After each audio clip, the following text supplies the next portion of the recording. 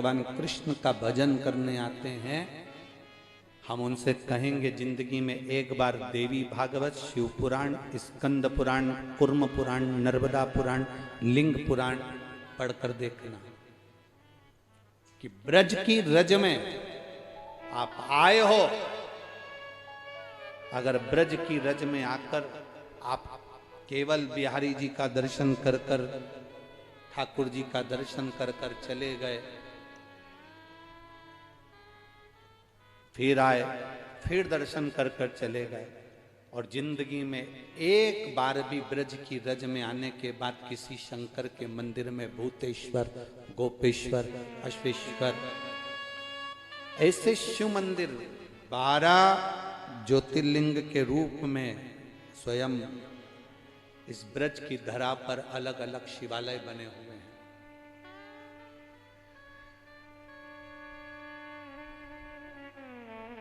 कभी जिंदगी में आओ, ब्रज की रज में आने के बाद खाली मत जाना।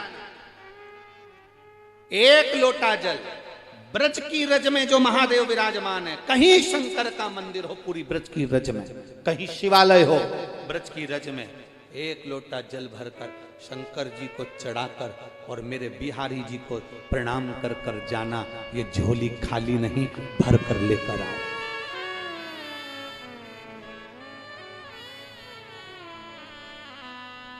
जैसे तिरुपति जाने वाले कपिलेश्वर महादेव का दर्शन कर कर अगर नहीं आए, मेरा वेंकटेश बाबा, मेरा तिरुपति का बालाजी उसकी झोली में नहीं देता जब तक वो कपिलेश्वर का दर्शन नहीं कर लेता। नाथ द्वारा जाने वाले श्रीनाथ जी का दर्शन कर कर आते हैं, श्री जी बाबा का दर्शन करने आते हैं, जब तक वो एक लिंग जी का दर्शन नहीं कर लेते तब तक मेरा नाथ द्वारा वाला श्री जी बाबा भी नहीं देता। उसी तरह जो ब्रज की रज में आते हैं और इस रज में जो शिवालय हैं, इस रज में जो शंकर के मंदिर हैं, इस रज में जो शंकर का स्वरूप मेरा बाबा ओ घड़धानी तब साधना में लीन है, उस पर एक लोटा जल नहीं चढ़ाते तो मेरे बांके बिहारी भी उसकी झोली में नहीं देते। ये दोनों आप आए हो ब्रज की रज में, कितना कितना देवराज नाम का ब्राह्मण जो कि चोरी करता, धन लेकर आता, चोरी का धन लेकर आने के बाद भी उसके जब प्राण छूटे तो बेलपत्री के वृक्ष के नीचे छूटे।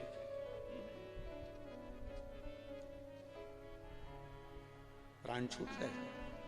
देवता उनके मुख से आपने श्रवण किया होगा कि जब यशोदा मैया के घर पर लाला का जन्म हो गया, भगवान कृष्ण प्रकट हो गए, और भगवान कृष्ण जब प्रकट हुए तब प्रकट होने पर भगवान शंकर को लगा कि मेरा ठाकुर आया है, मेरा कृष्ण आया है, मेरा नारायण आया है, मुझे दर्शन करने जाना चाहिए।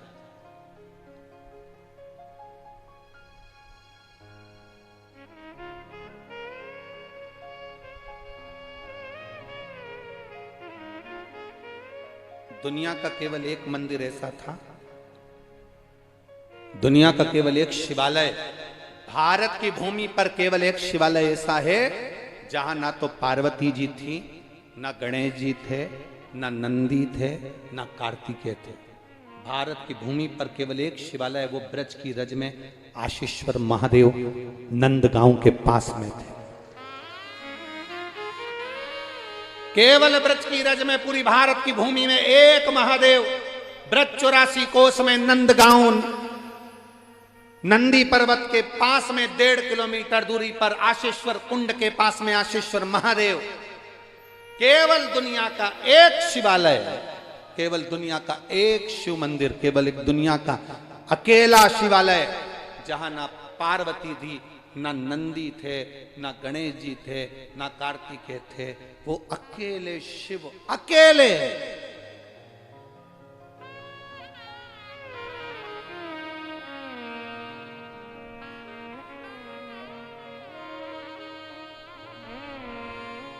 पार्वती जी पूछी भोलेनाथ जी से, भगवान शंकर से पूछा, बाबा कहां जा रहे हो, स्वामी कहाँ जा रहे हो, प्रभु जी कहाँ जा रहे हो। शंकर भगवान कुछ ना बोले, भगवान भोलेनाथ जी को मालूम था बता के जाऊंगा तो ये मुझे जाने नहीं देगी, मैं वृंदावन जा रहा हूँ, मैं ब्रज की रज में जा रहा हूँ, ठाकुर जी प्रगटे हैं, मुझे जाना है। अरे जहाँ कहाँ रहे हो, बाबा बोले मैं बता कर नहीं जाऊंगा। इतने में भगवान गणेश जी आ गए, उन्होंने पूछ लिया, पिताजी कहाँ जा रहे हो। अच्छा, पिताजी पर बहुत ध्यान दिया जाता है।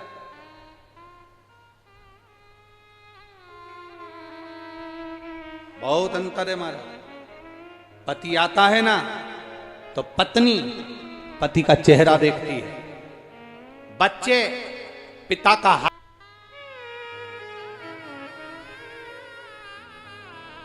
महाराज भगवान देवादिदेव महादेव से माता पार्वती जी कह रही हैं, तुम जा कहां रहे हो, पहुंच कहां रहे हो, कहां जा रहे हो? शिव जी कहते हैं मैं बता नहीं सकता। गणेश जी ने पूछा, कार्तिकेय जी ने पूछा, नहीं बोले, अकेले भोलेनाथ चल दिए। पार्वती जी ने ध्यान लगाकर देखा, कहां जा रहे हैं जरा। अब ध्यान लगाकर पार्वती जी बैठी थी तो उन्होंने देखा शंकर जी थोड़ी दूर तक तो दिखे मुझे कि कहां गए, पर फिर बाद में नहीं दिखे तो उन्होंने तुरंत पहुंच गई ब्रह्मा जी के। पार्वती जी ने ब्रह्मा जी से पूछा, मेरे स्वामी आए क्या? ब्रह्मा जी बोले, नहीं माता, वो तो यहाँ पहुंचे ही नहीं। ब्रह्मा जी के यहाँ से भगवान नारायण के पास पहुंची, मेरे स्वामी आए क्या? नारायण बोले, माता वो तो हमको दिखे ही नहीं। इंद्र कहते हमें मालूम ही नहीं है।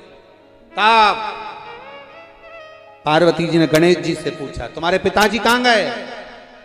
ये घर के जो बच्चे होते हैं ये कैमरे से कम नहीं होते हैं।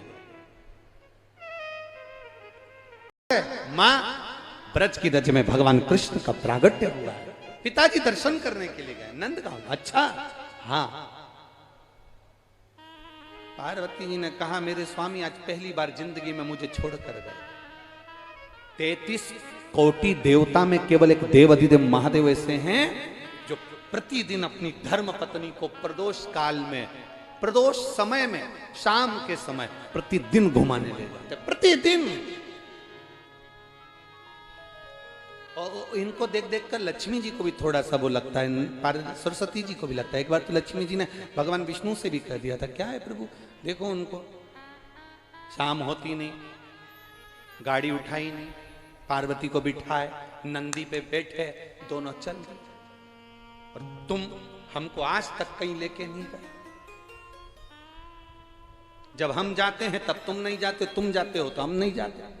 तुम खुद देख लो, कोई घर में सत्यनारायण का पूजन करते हैं तो आपको अकेले को बुलाते हैं, और दिवाली पे लक्ष्मी पूजन करते हैं तो मुझे बुलाते हैं, अकेले हमें कभी लेकर नहीं गए। भगवान ने कहा कि अब मैं क्या बताऊं, उनको देखो दोनों घूमने जाते हैं। आपके भी कोसी गांव में, आपके नगर में, आपकी कॉलोनी में, आपके दिल्ली विल्ली जहां से तुम लोग कथा सुनने आए हो, जिस फ्लैट में रहते हो उसके पास में कोई रहता हो और वो अपनी पत्नी को रोज मोटरसाइकिल पे घुमाने ले जाए, मार्केट ले जाए, मॉल ले जाए और टाकीज ले जाए, तो घर में जो बहुएं रहती है ना पत्नी, उनका भी जीवड़ा बड़ा कुड़ता।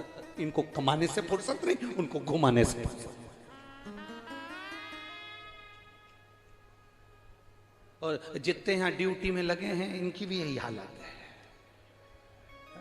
उनसे भी कह दे तुम्हें कमाने से फुर्सत नहीं, नौकरी से फुर्सत नहीं, और हमें आज तक कहीं लेकर नहीं गए, कहीं कर। भगवान नारायण एक बार तो लक्ष्मी जी से कह दिया, अच्छा तेरा मन है ना तो चल मैं तुझे घुमा कर लेकर आता हूं। लक्ष्मी जी गई और तुरंत जब घूमने के लिए तैयार होने गई, तैयार होकर लक्ष्मी जी ने बैकुंठ के आज 8 दरवाजे, 8 दरवाजे में ताला लगाया, 14 खिड़कियां, सारी खिड़कियों में दरवाजे ताले लगाए, लगाकर जो बाहर आई अंधेरा हो गया। लक्ष्मी जी कहने लगे अब तो रात हो गई। भगवान बोले तो अब क्या करें? तो लक्ष्मी जी बोली अब कैसे घूमने जाएंगे? रोज लक्ष्मी जी तैयार होती, दरवाजा खिड़की बंद करती, जब तक तो रात हो जाती। भगवान विष्णु से लक्ष्मी जी ने कहा देखो पार्वती और शंकर जी दोनों जाते हैं, वो अपने घर में दरवाजे में ताला वाला नहीं लगाते, ऐसे ही चले जाते हैं क्या?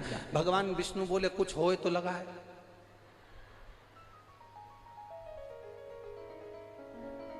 तो उनके घर में कुछ नहीं है। इतने में भगवान नारायण बोले थोड़ा बहुत होगा भी। जब वो जाते हैं घूमने तो अपने गले में से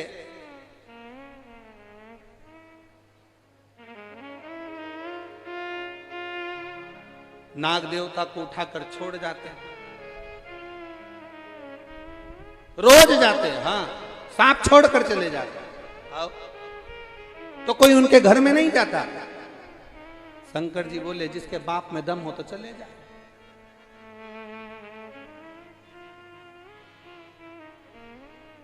जिस कमरे में से सांप निकल जाता है 8-10 दिन तक तो जरा सा अगर किसी का कपड़ा भी पांव पे आ जाए तो चिल्ला जाता। बोलो री जीजी, सही है कि गलत है? अरे बोलो तो नहीं, ब्रज 84 कोस के रहने वाले हो, बड़े मस्ती में बोलो, सही है। एक जरा सा किसी का कपड़ा गया, अरे राम। तो फिर यहां तो बाबा है।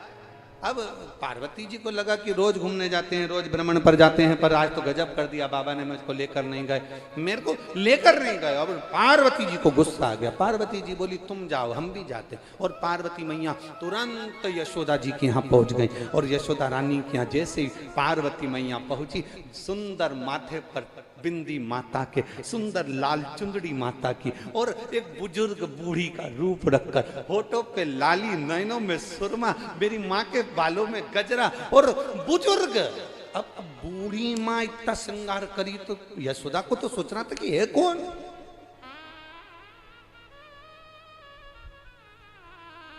श्रृंगार कर कर पार्वती जी पहुंच गई यशोदा जी के। यशोदा जी ने दरवाजा बजाया। दरवाजा बजाते सी यशोदा जी ने पूछा तुम कौन।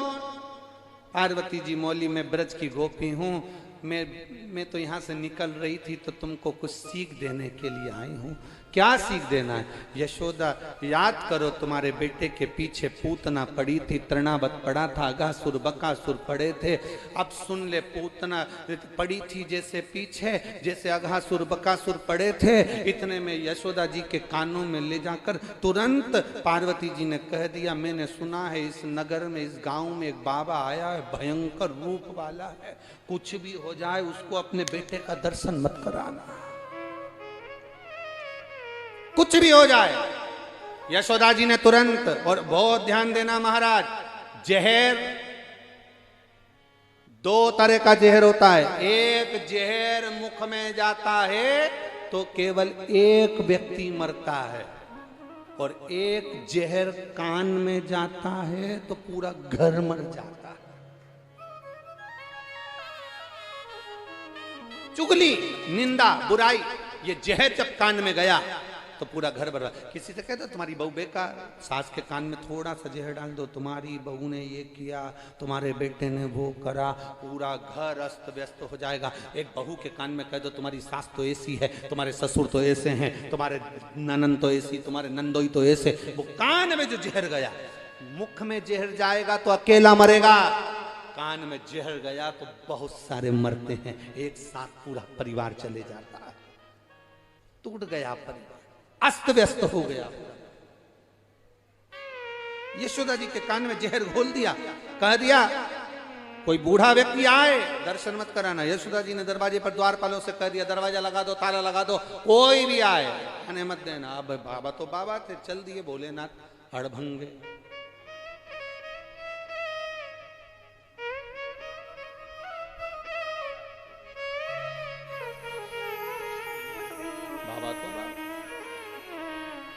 भोलेनाथ भोलेनाथ। दरवाजा की अलख लगाई, दरवाजा कोई ना खोले, कोई नहीं। यशोदा जी ने आवाज सुनी, लाला के कानों में शब्द गया, लाला मुस्कुराए, प्रसन्न हुए ठाकुर। अब इतने में तुरंत यशोदा जी के पास खबर गई, बहुत बुजुर्ग सा कोई बाबा आया है, तन पर राख लपेटी है, पर लगता बहुत बहुत पुराना।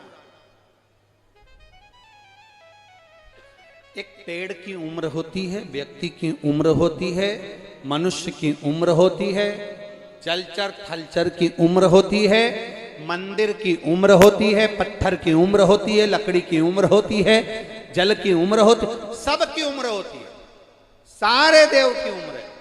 पर किसी पुराण में यह नहीं लिखा कि शंकर जी की उम्र कितनी। सारे देवताओं की उम्र का वर्णन लिखा, ब्रह्मा जी इतने, नारायण ऐसे, इंद्र ऐसे, वायुदेव, जलदेव, गरुण देव, वरुण देव, ये सब का वर्णन आया, पर भगवान शंकर का कहीं वर्णन नहीं आया कि शंकर जी की उम्र कितनी है। तो यशोदा जी के पास खबर गई कोई बुजुर्ग आया है, बड़ा बड़ा तेजवान है। यशोदा जी ने तुरंत कहा मैं अपने बेटे को यहाँ क्या करूँ उसके पास में जाकर। यशोदा जी का जाओ तो सर। यशोदा जी ने दरवाजा खोला, पूछा क्या बात है बाबा। बाबा बोले तुम्हारे लाला का नाम सुना है, दर्शन करने आया हूँ। इतने में तो यशोदा जी बस मन में कहा कितना सुंदर बाबा है, राख लपेटा, इसके चेहरे पर कितना चमक है, बस मन कर गया। ठीक है बाबा, अब भी लाई। अंदर गई यशोदा जी, लाला को उठाया, लेकर चली। इतने में पार्वती जी बीच में जूड़ा ऊड़ा बांधी, सुरमा लगाई, सामने खड़ी हो गई। यशोदा रानी, तुम्हें मैंने बताया था एक बुजुर्ग बाबा आया है, भयंकर है वो। यशोदा जी के भयंकर तो नहीं है, पर सुंदर बहुत है, बूढ़ा भी बहुत है, मेरे बेटे को आशीर्वाद देकर जाएगा। पार्वती जी ने कहा, हमें क्या जाता है, ले जाओ, बाद में तुम्हारे साथ कुछ हो तो हमसे मत कहना। इतने में यशोदा जी बोली, अरे एक बार तू तो देख कर आ। पार्वती जी ने कहा, अब भी आती हूं देखकर। और जो पार्वती जी गईं, और ऊपर छज्जे में पार्वती, नीचे भोले बाबा। पार्वती जी ने जो झांका, शंकर जी ने डमरू खड़काया, जो ऊपर देखा, देखते सी शंकर जी मन में सोचे, ये कहां से पहुंच गई।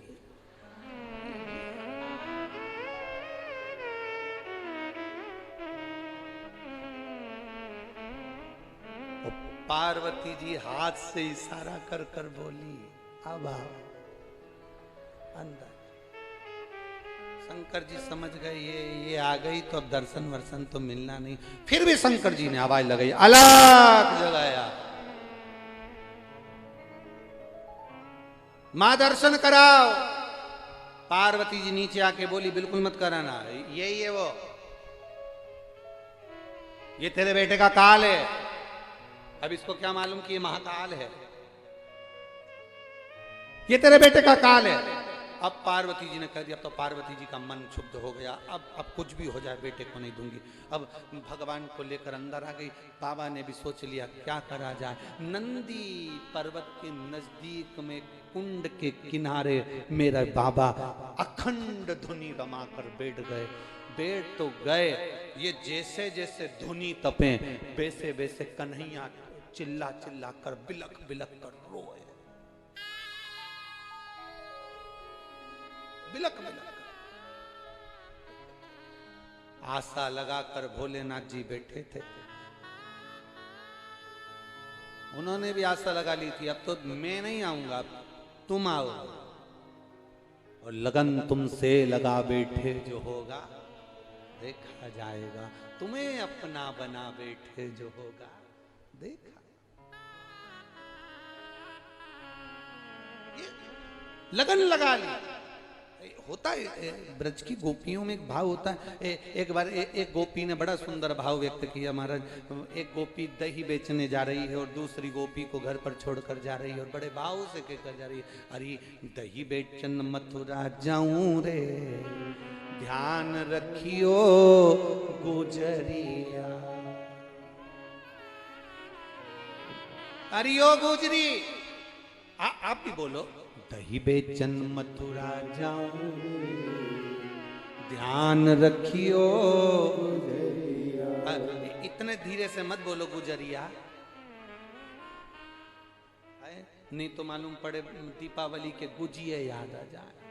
थोड़ा अच्छे से आवाज लगा कर, दही बेचन मथुरा जाऊं, ध्यान रखियो गुजरिया, शाम से पहले घर ना आऊं रे, ध्यान रखियो।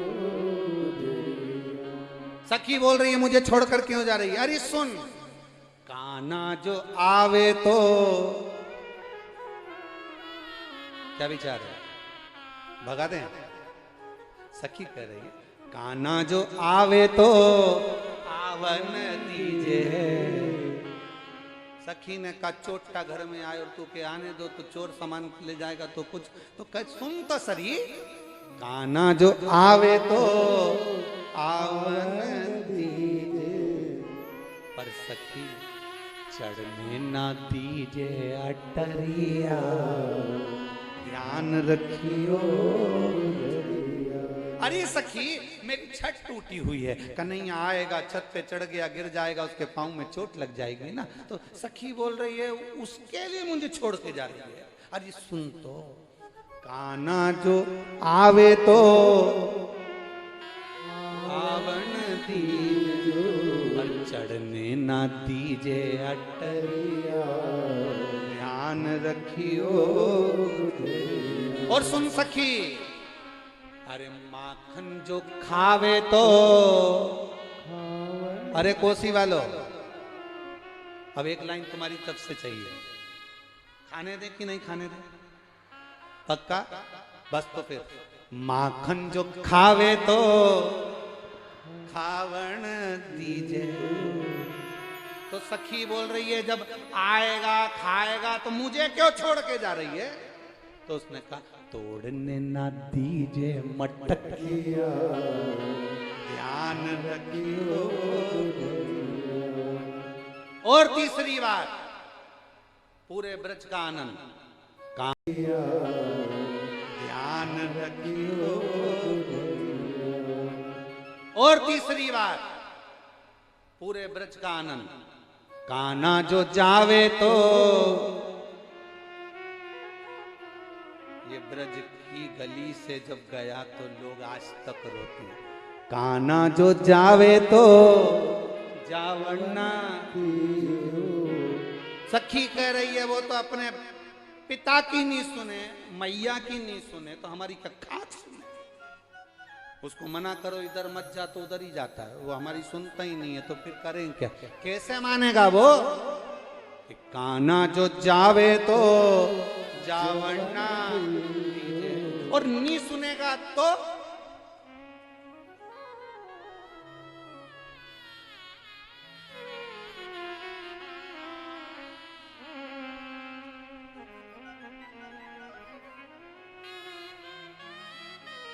आखिरी का तोड़ है।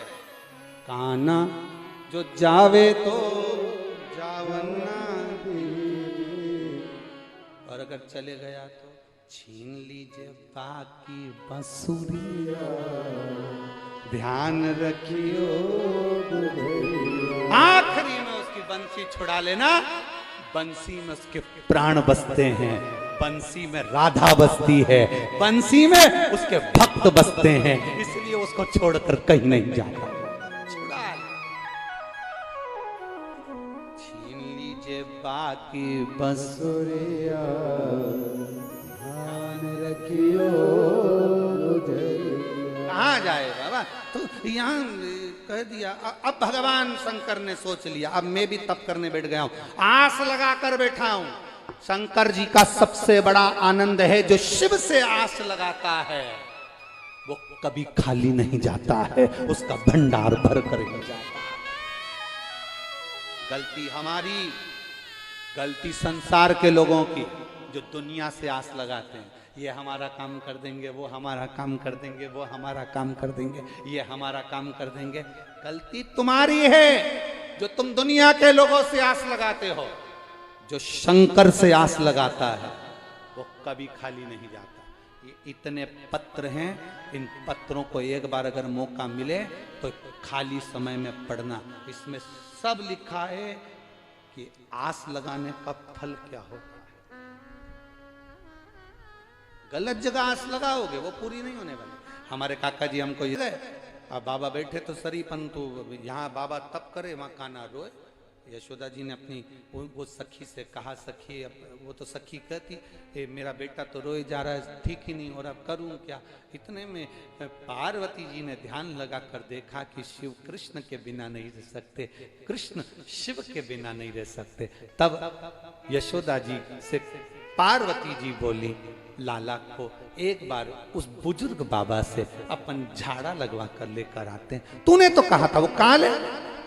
इतने में तुरंत पार्वती जी ने कहा, वो काल तो है परंतु वो सबके लिए काल नहीं है, किसी किसी के लिए वो महाकाल भी है, तुम चिंता मत करो। कभी कभी नींद की गोली ज्यादा खा लो तो व्यक्ति के प्राण भी जा सकते हैं, पर कभी कभी डॉक्टर भी लिख देते हैं कि नींद की गोली खाओ तो तुम्हारा स्वास्थ्य ठीक रहे। कभी कभी हमारे लिए